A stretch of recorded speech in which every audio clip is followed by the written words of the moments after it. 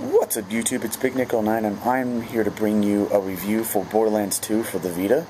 Now to start things off, this game is actually it's a very big game to people who have played Borderlands before. If people who own a PS3, it's probably like 6,000 megabytes, and for 360, I don't know, I really don't know anything about the 360, but this game is using the Vita's full-blown power, from its controls to its graphics, to its gameplay, to its everything. And I'm here to deeply to inscribe that in detail. Now, to start things off, the load time is a bit long to people who complain about load times. So it's about at least 20-30 seconds long. So if people who don't, if people don't mind about load times, then this is not going to really bug you that much.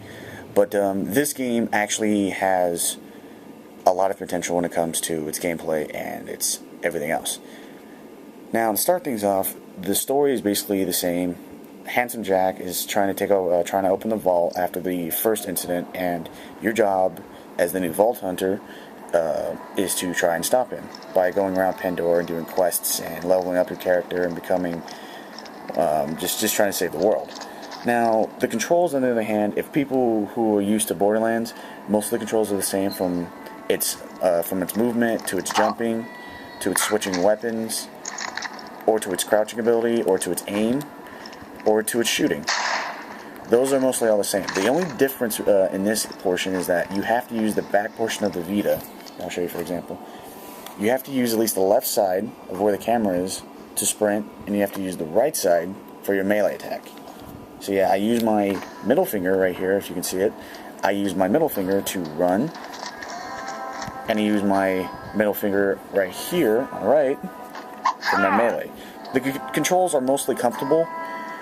The controls are mostly comfortable when you get the hang of it, but no, the controls are pretty comfortable. As you can tell, I don't know if you can tell from this camera, but as you can tell, the graphics have to be dialed down a bit so that way this game could play as smoothly as it possibly can. As you can see, there's a huge line around the environment, so a lot of it had to be really redone and everything else.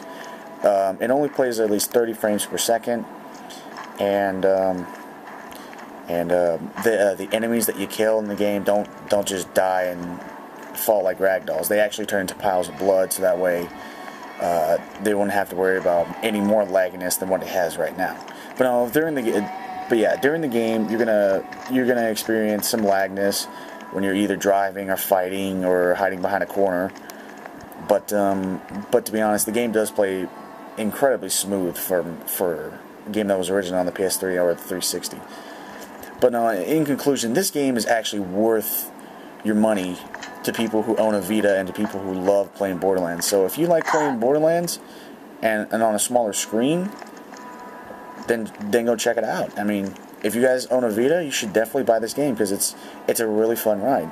So no, in my conclusion, this game deserves an 8 out of 10. So if you guys agree with me, subscribe and check it out. If you don't, then I don't know, it's just your opinion. But yeah, it's worth your purchase. So peace.